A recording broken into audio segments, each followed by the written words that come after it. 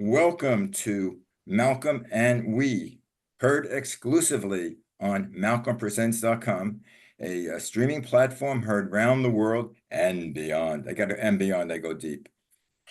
Anyway, I'm Malcolm Berman, and this is my co-host, Yana Larson, and Yana will introduce our guest now.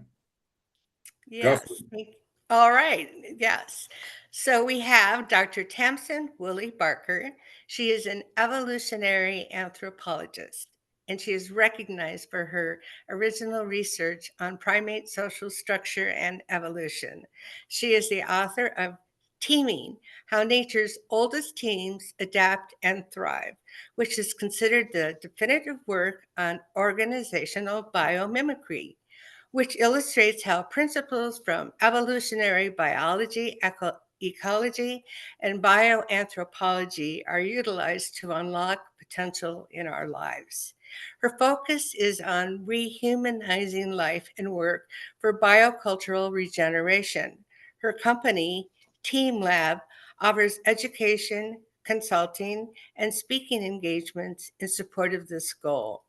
Additionally, she serves as the Dean of GeoVersity's School of Biocultural Leadership in Panama and as the director and founder of the Borrego Institute for Living Design, also known as The Build, in Borrego Springs, California. At The Build, she provides experiential immersions in living systems thinking and design. There is so much more that she does as well. Dr. Tamsin, welcome. Are you sure you're one woman or many women disguised as one? It's really too much. Too much for one. Just to beginning, I don't know if has any relevance to you, but just last week, TCM had Inherit the Wind. Oh, So yeah. I don't know whether that has anything to do with your work. But anyway, continue. So in plain ordinary words, what do you do? In plain ordinary words, Right. What do you focus on? I'm an evolutionary biologist. I studied baboon evolution, social evolution in Ethiopia. And I saw that there were these two different baboons, and one of them was very much like us. And I realized that it was, they had ant-like societies. And then I realized that so do we. So I started looking at what are the deep patterns of these kind of superorganism creatures? And then can we hold those up to our own lives to see the deficits and reveal the potential? And then how would we go about unlocking that? So that's really been the course of what I've been up to. Wow. So when did you decide to study baboons? So what made you think baboons, that's the way to go? Well, I was really young and I discovered Jane Goodall, and I was just struck by the way that, well, clearly you could see that the chimpanzees were our relatives. And so I figured, well, if they're our relatives, then everybody else must be too, we must be related to everyone. And so I was just really excited by the way that she inspired minds to consider that possibility and to quiet their cleverness and be humble and respectful and kind of earn her way into their society instead of going to the zoo or something like that. San Diego, we have the zoo, and so I wanted to. I was a writer already, and so I wanted to do what she had done and kind of understand humanity, and then unlock that through inspiring writing. That's very interesting. Dr. Jane Goodall helped Rick Olphick found We the World, and he interviewed her just recently before our 11 Days of Global Unity. And you know what? She's 90 years old, and she is still doing all kinds of interviews and traveling. She's just amazing. She is amazing. Like and I know she's been very instrumental in just exciting a lot of people and young people. We work with people in Africa too with We the World. I help manage your weekend program, and one of our volunteers is in now I'm getting confused. I think it was Tanzania, and he was in her Roots and Shoots program there that is still going strong. Yeah. Yeah, Oh, but I get confused by studying apes or chimpanzees or yeah. gorillas. How does that help us as a people? How does that help Well, human? well, for me, I was like, okay, we're clearly doing it wrong. But if we evolved, then surely we have this inner capacity for doing it. So my thought was, if we go and look at our other relatives, we could see what are the deep patterns that we're missing. And so I started out with the apes. But then I got, most of them are gone. Most of them are extinct already. And so the monkeys are much more flowering. So the baboons, they evolved in the same area that our ancestors lived in. So it's a better model for us. But okay, now I go back to the root question. How come the apes and the primates evolved? Does that mean that man will evolve into something else? Oh, for sure. I Yeah, mean, but why did we stop the evolution with man? yeah, we're still evolving. We're still going every single day, all the time. Our genes are changing from generation to generation, just like every other species. Yeah, we have all these designs that soften the environment. And so we can have, it actually allows us to differentiate and be more unique as individuals. And that's the power of the superorganism societies, is that we can be all different and unique and contribute our own talents. And it grows the capacity of the whole society. But we don't seem to improve society. As far as I know now, what's happening now, if you read the newspapers or It's no see the bueno. that's the old world. If you look at the social media, we're destroying society. Yeah. Well, my theory is, okay, I spent a lot of time thinking about this. So, if we evolve to, live teeming lives the way other organisms do, why do we have so much problems? And so I looked at the other superorganisms, like the ants and the honeybees, and they're all plagued by parasites, which are, they use propaganda pheromones, believe it or not, to distract the host, and then they sneak into the nest and they eat the young and or sterilize the queen, and the whole colony serves her instead. And so I looked at those deep patterns, and that's my theory, is that we've been parasitized. But of course, like, is there another species parasitizing us? No. So it's held in our own hearts, it's us. And so I think it's this legacy of trauma from colonialism that lives within us, and it's our own work to solve. But also it's, the way that, like, we just live in this enormous global society, and you can't grow trust like that. So, like, the other superorganisms work really hard to keep their societies manageable for neighborhood trust, so that they can maintain that. We don't do that. Mm-hmm. Well, talking about parasites, I was just reading actually in today's paper. I still read the newspaper. I was reading today's paper there. They found brain parasites in Southern California that was eating away at the brains, and they don't know how to get rid of it because there's so Oh, many uh, uh, I don't know, so many things that we can get now that is resistant to any drugs, oh yeah. Oh, that's really and it's splendid. getting more and more.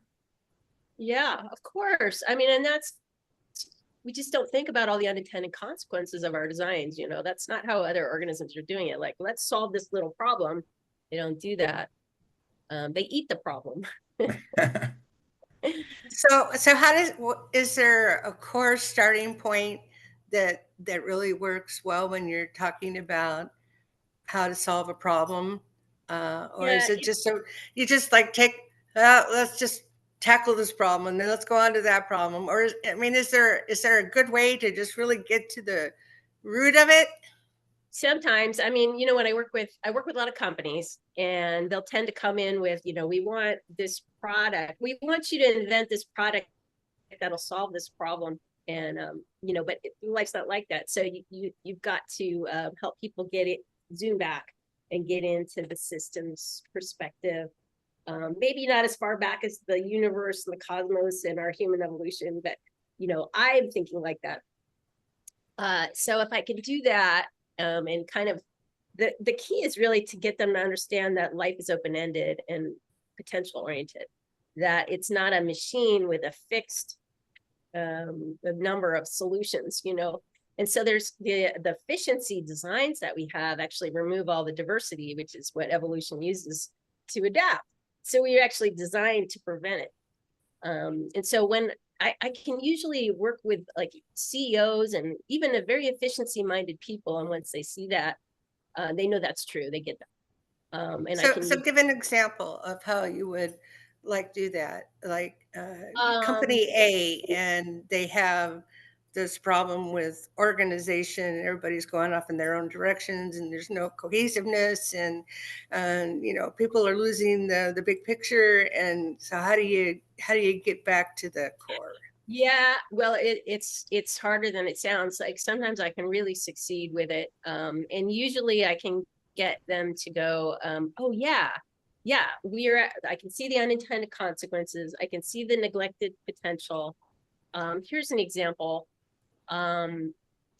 Jay Harmon is this Australian surfer, and his company is Pax Scientific, and he saw that the way, you know, waves go like this, and he saw that the shells grew that way too. And so he started thinking, well, what is there about that makes this work? So he actually froze a whirlpool, and then he cast it into a fan or an impeller.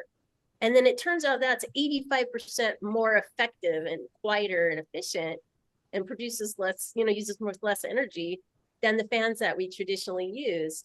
But the engineers wouldn't even listen to him. You know, they just couldn't believe it. And so they couldn't even accept it. They so stuck to their yeah, belief system. like everyone knows that's not true, even Right. Yeah. And so he started his own company, and of course that impeller and fan is replacing all the municipal fans, and so that's one example. But that's 85% more effective right under our noses. So I like to tell these CEOs, you know, that what if that 85% is what you're missing across the board, simply by suppressing the natural flows and the natural potential that's already there. So Innovation. So basically, you hire yourself to CEOs of companies, excuse me, who have you analyze how they operate, and then you see what is I don't know what's called unnatural or not part of Yes, it should be the organization. Then yeah. now, Yeah, wouldn't you also, you're talking about, you know, people or animals or creatures that are organized, wouldn't you do like look into the, aside from the primates, which of course are most like us, but wouldn't you look into the ant colonies or the bees, because they have their formal type of you know, workers or worker bees, the ones who you know, feed the queen. I know the ants have the soldiers and the sniffers who go trails looking for food. So do you work with those type of societies? You know, yeah. I mean, I got my doctorate in the baboons, but once I saw that pattern, I was like, I can't go further in this. And so I ended up, and you can't really study these kind of things, like not in anthropology or evolutionary biology. So I just started doing the research on my own on the ants and the bees. And the book I wrote, Teaming, is all about those deep patterns in ants and bees and slime molds, and trying to create frameworks that we could use to hold that up to our own lives. And so, but you're right. I did hit a point where I could show these organizations all this amazing stuff, and they could do these innovations. I mean, like tens of billions of dollars unlocked. But there's a point where they just couldn't really fully get it because of the way they're organized, and the limitations of that mechanistic thinking. So what I did actually was I partnered with Regenesis Institute of Regenerative Practice, and came up with these frameworks that I can use to take leaders through it so that they could start to see it. And so I have a whole book and a course around that. And that's what I'm working on now. you know what I thought of, or I just thought, have you ever worked with governments? Because it seems like the way we have things structured in our government, the U.S. government, it's a structure that it doesn't work. Yeah, ants would never do it that way. I mean, like you look at the honeybees, and when they want to choose a new home, what they do is the oldest scouts, they're all female, but the oldest scouts will go out and look for these new homes, and they check it out and see if it's good. Then they come back and they do this figure-8 waggle dance that tells the other bees, yeah, it's in that direction, it's this far, and it's if she dances a lot, it's really good. So other bees see that and they go check it out, and then they come back and do the same thing. And so you get this building, this kind of a competition of ideas. And then when it reaches some threshold, the whole hive just flies there. And so why don't we elect presidents like that? You know? Yeah, I was thinking. You could redesign the whole world, Yeah, Tamsin. So now you see why I'm so busy. yeah. Yeah. Now you have a best-selling book. It's a teaming. Yeah. Mhm. What is that? When did you write it, and what is that about? Well, okay, that one came out in 2017, sorry, and it's all about those deep patterns of superorganisms. And I was at that point still researching the deep patterns, so that book is really just describing those and the deficits that I saw. But that did go to #1 on Amazon in like crazy different categories, like behavioral learning development, organizational development, and environmental economics, and entomology, insects. It was just like weird.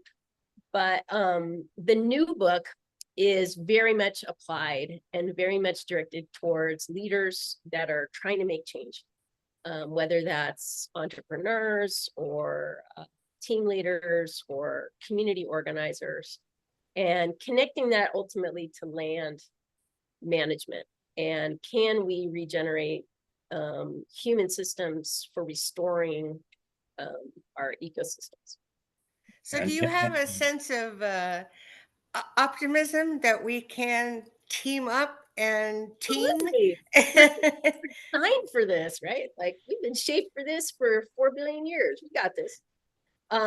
We just have this little parasitism problem, but you know, hey, that agency lies with us though, right? Like we're not I can think of one particular person that I think must be the lead parasite, but Yes. Yes. We're a non-political show. Remember that. yeah, Oh I yeah, know, sorry, I know. I wasn't thinking about politics.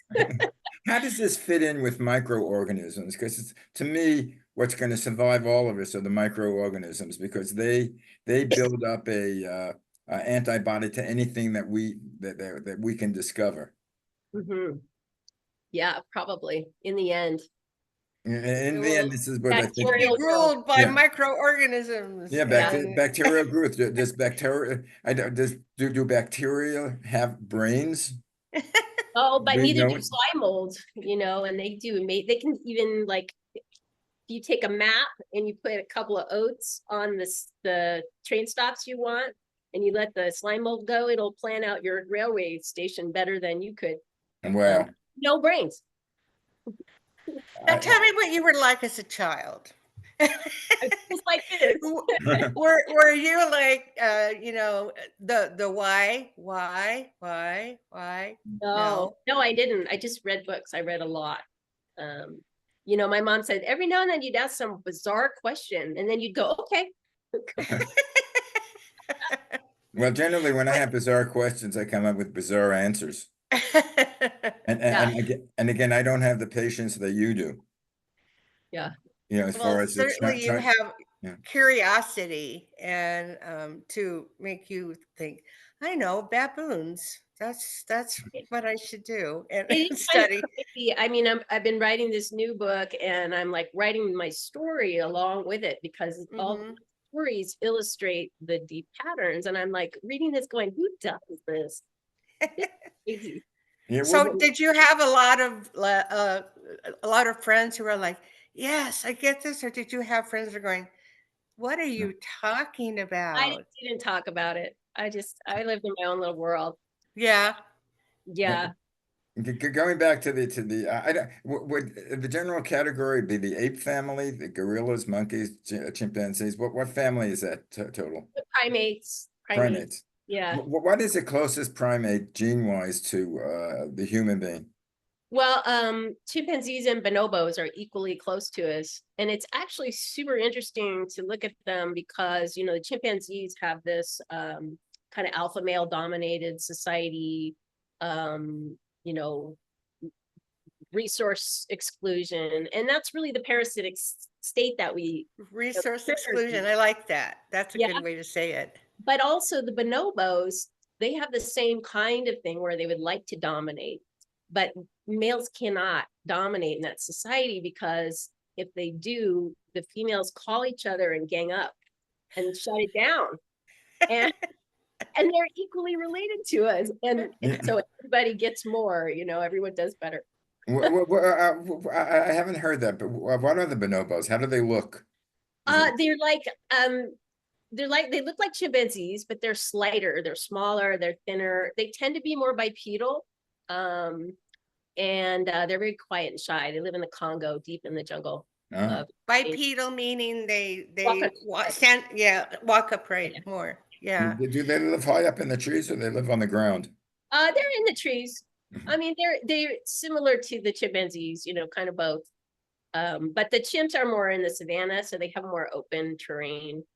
And these bonobos live in very dense jungle. Yeah, yeah, because without going into the psychological differences, but when you look at them physically, it's amazing. You almost look at you see them that you think of being a child, and the actions that they do and the physicalness they do, and look into their eyes and you see intelligence. Absolutely. I look into my dog's eyes and I see intelligence there. Yeah, I mean, I think I've come to the point where I see that every living thing has intelligence for what it is and what it does. You know, like I watch the bees and they'll just go like little girl, and then go. You know, they're definitely thinking about something. Yeah, like danger or not, like danger, Will Robinson. You know. Yeah, and I've realized when the birds get in the house, like they know the way out. Yeah, yeah. Huh. Well, what's next? Well, I got to get this book done, and then I'm creating this course, and that's really, I think, really interesting. So I'm going to put it on like a platform where I can have like tiers, so I could have entrepreneurs come and get, because they're more interested in the operational aspects. But then I have community organizers. I'm doing this. So I have the Borrego Institute for Living Design here. And it's really interesting. It's 86 acres in the desert. And the Kumi, I lived here for 12,000 years, right here. So their tools and their pottery and all that is still here. And, in this country, Native Americans weren't allowed to study their own archaeology sites until 1978. That's awful. What? It was a felony. And so this is going to be the first indigenous-led archaeology field site, field school, because there's no field school in San Diego. So the Kumeyaay themselves will train archaeologists in, field work.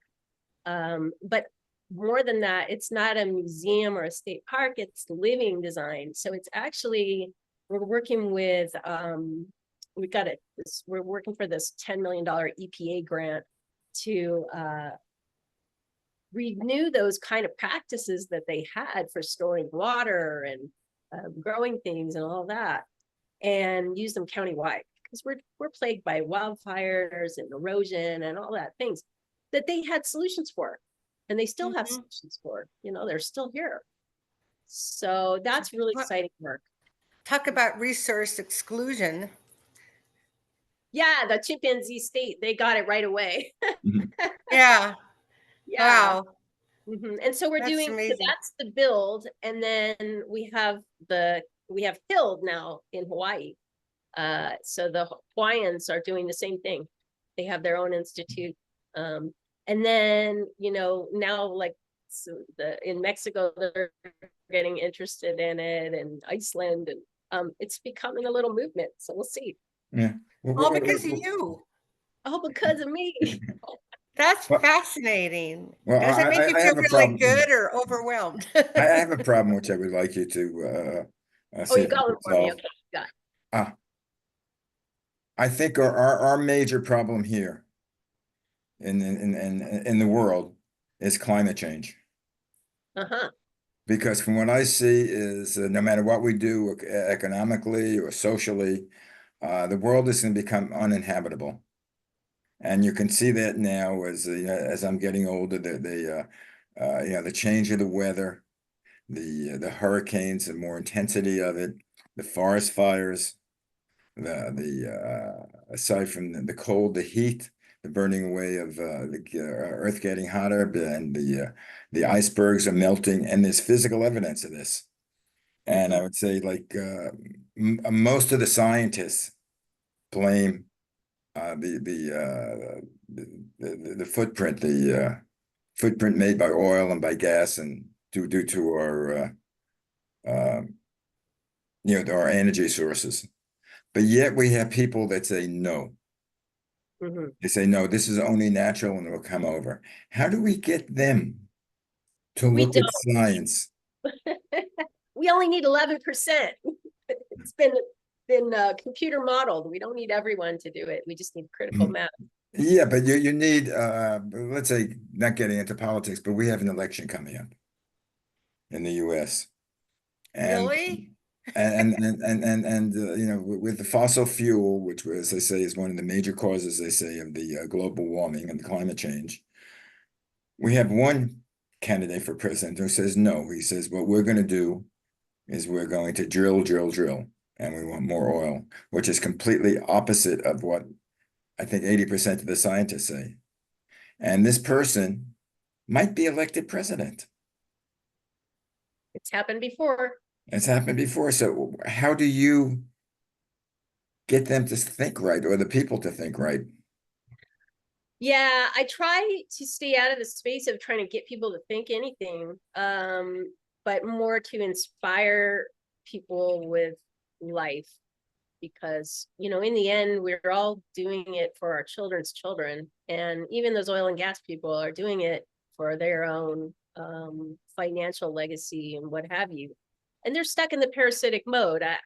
You can't raise the dead, but you can make it obsolete. And so, that's ultimately this whole thing that I've created is designed to fight climate change, because people know how to live where they are. I mean, we had thousands of generations of knowledge. That's a lot of it's been wiped out. But so we're in a place of not just remembering that knowledge, but maybe regenerating it, like actually recreating it. And so I think it's very inspiring for a whole generation. I mean, I see the kids are so in despair and hopeless, but if we just work on our own communities and create conditions conducive to life there in proven ways all over the world, I think we'll hit a tipping point where, those things become just irrelevant jokes. Yeah, well, the thing that I guess people don't realize, which I really don't hear mentioning, the Industrial Revolution, what is that, 200 years? Yeah, not very long. In the 1800s? Mm-hmm. That's a very short relative span of time. And Yeah. since then, we've been producing these fossil fuels, which again, scientifically, they say is ruining our Earth. So Yeah. it's not that long of a time. And so we can do something about it, but we have to do it now. You have to do it so fast. And that's actually what inspired me in the beginning, is because I saw these baboons and I was like, if these guys all split up at the same time, why did this one species change so fast and become so much more cooperative? And so that's really, I was like, okay, well, why is that? And then I thought, how would we apply that? How do we inspire that? Because we don't have time. But you're right, like this is such a blip. Like I don't worry too much in the long scheme of things. I mean, longer than my scheme. but and the other thing that I think that's inspiring to see is, if you look at the evolutionary time scale, there's always been accumulations that get solved. Like I said, they eat problems. Like, wood evolved so that plants could get more sun, but there was nothing that could eat it. So it just collected and turned into those fossil fuels. And now we've sucked them out and burn them and thrown all that carbon up in the air. But then something else will solve that and pull it back into the biosphere. Maybe not on our timeline, but I know Earth will be all right. Yeah, I'm glad you feel. Okay, now we're running out of time. How can people get in touch with you? Oh, I'd love that. Well, you could go, if you're more on the entrepreneurial side, you can go to teamlab.com, and that's with 2 E's. And if you're more on the community organizer activist type of side, you can go to Borrego Institute for Living Design.org. And then I also have on YouTube, I have a nice little channel there that has a real nice collection of videos. And that's the Team Lab channel on YouTube. Okay, if you could send this info to Yana, because Okay. we are composing a list of, from our guests where you can contact them with their contact information. Oh, wonderful. Okay. Yeah. So I'd love to have you again. I'd love to get, thinking about not necessarily practical things, but just the idea, the concepts that you do. It's sort of like mind-boggling. Yeah. It is. Yeah. Just I'm so glad that we were able to get you on, and that you were so pleasant and easy to work with. And Thank you for yeah, hunting me down. And as a conclusion, let all your friends tell everybody you're going to be on malcolmpresents.com. Go over to the show Malcolm and We, and it'll be your name and the date that you're on, and they can see you for a half hour. Wonderful. I love it. Okay, thanks thank for you what very you much. do. Thank you, Yana. Thank And you. again, you're listening to malcolmpresents.com, Malcolm and We, and we'll see you guys next week. Bye. Oh, by the way, for those who celebrate, Happy New Year. It's next week is Rosh Hashanah. Yes. Bye.